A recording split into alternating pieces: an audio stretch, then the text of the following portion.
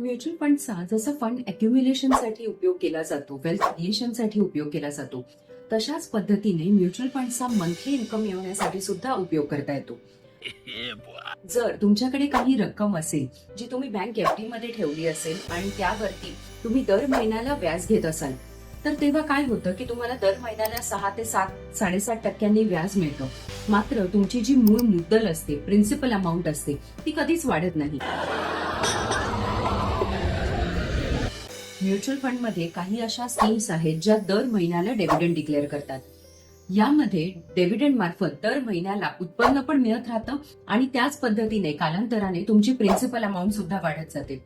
जर अंदाजे सांगायचं झालं तर 50 लाख रुपयांवरती साधारण 37 ते 38 हजार रुपये दर महिना हे आपल्याला मिळू शकतात म्युच्युअल फंडच्या डिव्हिडंड गिव्हिंग स्कीम्स मार्फत. जर तुम्ही तुमचे पैसे बँक एफडी मध्ये ठेवले असतील आणि त्यावरती तुम्ही व्याज घेत असाल, तर म्युच्युअल फंडच्या डिव्हिडंड देणाऱ्या स्कीम्स हा एक चांगला उत्तम पर्याय दुसरा असू शकतो.